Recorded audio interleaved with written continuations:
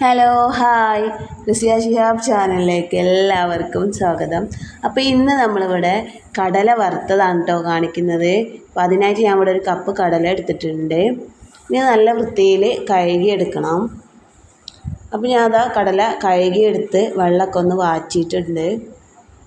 കടലയിൽ നിന്നും മുഴുവനായിട്ട് വെള്ളം പോയതിന് ശേഷം നല്ലൊരു വൃത്തിയുള്ള കോട്ടൻ്റെ തുണിയിലോ അല്ലെങ്കിൽ നല്ലൊരു വൃത്തിയുള്ള തോർത്തിലോ ഇട്ടെടുത്തതിന് ശേഷം നല്ല രീതിയിലൊന്ന് തുടച്ചെടുക്കണം കേട്ടോ.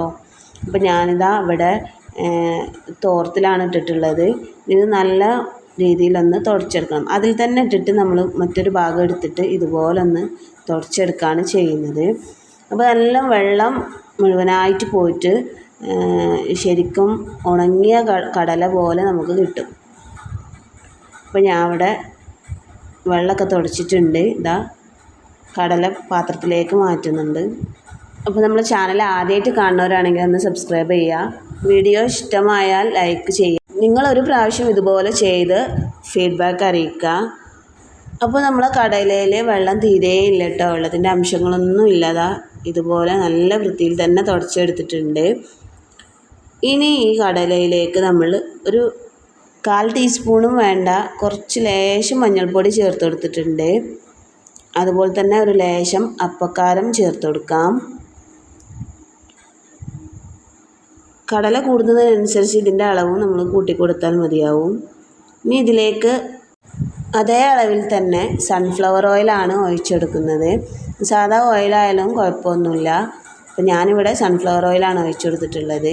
ഇനി ഇത് നല്ല രീതിയിലൊന്ന് മിക്സ് ചെയ്ത് കൊടുക്കാം. മഞ്ഞൾപ്പൊടിയും അപ്പക്കാരം അതുപോലെ തന്നെ ഓയിലൊക്കെ നല്ല രീതിയിൽ കടലയിൽ നന്നായിട്ട് തേച്ച് പിടിപ്പിച്ചതിന് ശേഷം നമുക്കിതൊന്ന് ഫ്രൈ ചെയ്തെടുക്കണം. അപ്പോൾ അതിനായിട്ട് ഞാൻ ഇവിടെ ഒരു ഫ്രൈ പാൻ തന്നെ അടുപ്പത്ത് വെച്ചിട്ടുണ്ട്. നന്നായി ചൂടായി കഴിയുന്ന സമയത്ത് ഇതിലേക്ക് ഉപ്പ് ചേർത്ത് കൊടുക്കാം.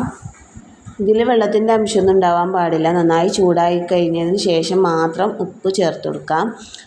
അപ്പോൾ ഞാനിവിടെ 2 ടേബിൾ സ്പൂൺ ഉപ്പാണ് ചേർത്ത് കൊടുത്തിട്ടുള്ളത്. ഇനി ഈ ഉപ്പൊന്ന് മിക്സ് ചെയ്ത് കൊടുക്കാം.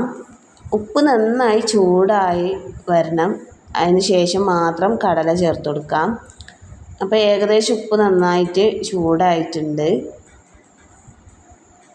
ഈ ചൂടാകുന്ന സമയത്ത് ഉപ്പൊന്ന് ഇങ്ങനെ മിക്സ് ചെയ്ത് കൊടുക്കണം. അതിന് ശേഷം നമ്മൾ കുഴച്ച് വെച്ചിട്ടുള്ള കടല ഇതിലേക്ക് ചേർത്ത് കൊടുക്കാം.